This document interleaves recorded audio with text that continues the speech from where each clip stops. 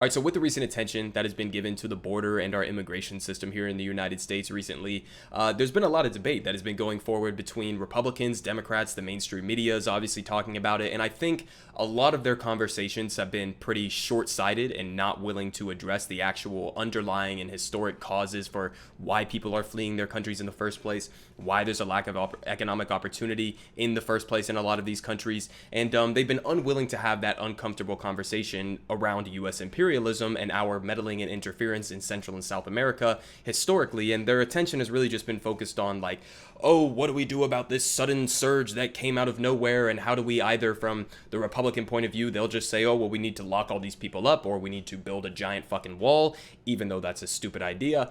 Democrats, on the other hand, will touch on some of the underlying issues and at least say that they want to treat these people humanely, even though they're keeping kids in cages in the exact same way that Trump did. And so the conversation is never really about the underlying historical causes, and Kamala Harris is getting just so close to getting it, but without actually getting it. So let's go ahead and listen to this clip where she was talking about the long-standing issues that we call the root causes of the immigration problems here in the United States. And as we have discussed, these are the acute factors that in many ways are causing people to leave their homes despite the fact that they would probably prefer to stay. Y en realidad, como ya lo habíamos hablado, estos son los factores que hacen que la gente tenga que dejar sus hogares, aunque preferirían no hacerlo. There are also long-standing issues that are often called the root causes of immigration. We are looking at the issue of poverty and the lack, therefore, of economic opportunities, the issue of extreme weather conditions and the lack of climate adaptation, as well as corruption and the lack of good governance.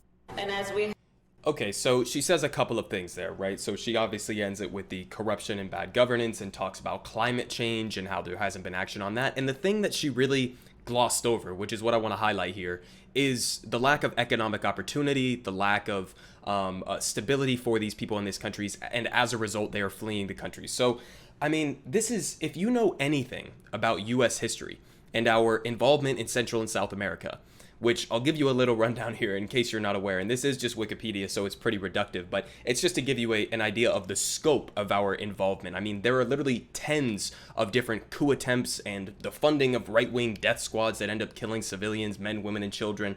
So let's just go ahead and read a couple of these. So let's take Bolivia for an example. Here's what they have to say. The U.S. government supported the 1971 coup led by General Hugo Banzer that toppled President Juan Torres of Bolivia. Torres had displeased Washington by convening a people's assembly, essentially, or a popular assembly, in which representatives of specific proletarian sectors of society were represented, such as miners, unionized teachers, students, peasants, and more generally by leading the country that was what was perceived as a left-wing direction. Banzer hatched a bloody military uprising starting on August 18th, 1971, that succeeded in taking the reins of power by August 22nd, 1971, and after Banzer took power, the U.S. provided extensive military and other aid to the Banzer dictatorship as Banzer cracked down on freedom of speech and dissident, tortured thousands, disappeared and murdered hundreds, and closed labor unions and universities. Torres, who had to flee Bolivia, was kidnapped and assassinated in 1976 as part of Operation Condor, the U.S.-supported campaign of political repression and state terrorism by South American right-wing dictators. So just one example there with Bolivia, and you see what are the motivations. The United States has frequently throughout our history backed right-wing dictatorships in order to oust or in order to get rid of a lot of these left-wing governments that come in and tend to try to socialize a lot of the natural resources that are in Central and South America. So the U.S. government, which is obviously in service of U.S. corporations, doesn't like that, and they step in and provide, whether it's military or funding, support to these right-wing dictatorships, or whether it's direct military intervention. I can read to you a couple other examples here that are interesting. El Salvador obviously is a common one. El Salvador has one of the worst crime situations in the entire world right now, and it's because of shit like this.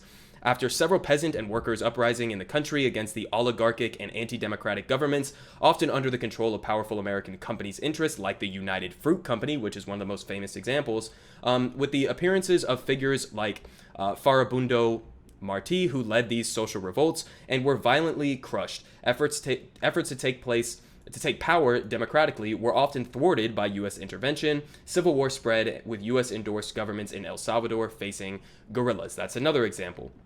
We have Guatemala, Nicaragua, Panama, Paraguay, Peru, Uruguay, obviously Venezuela, which is the one that we are actually going to talk about today. But Cuba, obviously our history in Cuba and supporting Batista, a far-right authoritarian leader as well. But, I mean, all of these examples follow a similar theme here. Brazil, Bolivia, Argentina.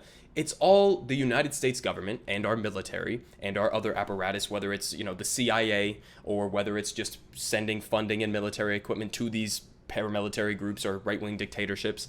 It's a consistent pattern here. It's the United States acting on behalf of corporations and corporate interests and our capitalist hegemonic interests in order to suppress left-wing governments in these countries as part of our imperialist project. I mean, we are one of the greatest, if not the greatest and most powerful empires in history. And this is what empires do. They exploit other regions of the world. They exploit other territories, other labor forces for their natural resources and for their workforces. And that's exactly what the United States has done pretty much literally in all of Central and South America.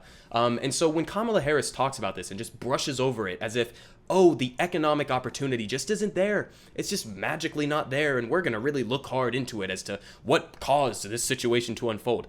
It's this. I mean, it's this. It's in large part a lot of other things, but in a large part, it's this. And you have to talk about this in order to do what? In order to have an honest analysis so that you stop doing this type of shit. And are they stopping this? Is this just a relic of the past? Absolutely not. Biden signals no rush to reverse Trump policy on Venezuela. So you could talk about Bolivia as an example, where the United States and Elon Musk specifically, who bragged about trying to do a coup in Bolivia. Basically, the situation in Bolivia, who has one of the largest lithium reserves, and those are used to produce car batteries, like in Tesla. That's why Elon Musk was interested in Bolivia. But Bolivia had a left-wing leader, Evo Morales, and basically the Organization of American States, which is an arm of the United States, as an institution, basically falsely claimed that there was election fraud that got Evo Morales elected. And because of this and the subsequent outrage and turmoil in the country that was caused by the United States lying about this and the Organization of American States lying about this, there was a fascist takeover of the government led by Janine Perez. And this led to, people being killed. It led to massacres of civilians who were protesting this fascist government. And thankfully, that situation has been resolved. They did another election and another left-wing president won the election, and now he is the leader of Bolivia. But we have recent examples of this, is what I'm trying to say. We have exact recent examples, literally within the last couple of years, of the United States trying to destabilize these countries in order to exploit their resources. Another example is Venezuela. Venezuela, not so coincidentally, happens to have the #1 stash of oil reserves in the world. And if you know anything about our history and involvement in the Middle East, you would know that the United States has no problem overthrowing governments or invading countries even in order to exploit their oil reserves. Okay, we've done this before in the Middle East. We're doing it now in Venezuela, or at least attempting to. There were countless attempts to do coups in Venezuela. There was the recent one that was, I think it was last year or the year before that, under the Trump administration, where they were caught by like Venezuelan fishermen, and it was this, ragtag group of fucking ex-Green Berets who were caught trying to do a coup in Venezuela and trying to kill Maduro. So this is something that we do consistently. And by the way, let me just say this as a precursor.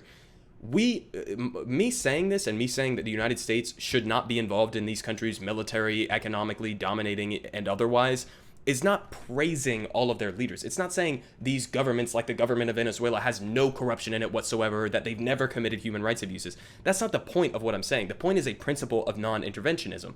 We should not be deciding and going around getting to choose who everybody's leader is, because as we've seen by the plentiful examples, we can't be trusted to do that. We often and frequently install some of the worst human beings to lead these countries that you could possibly imagine. So to pretend as if the United States interests in these countries is noble or on behalf of democracy and freedom is like a laughable point. You would have to literally not know anything about history to think that that's why we're interested in these countries.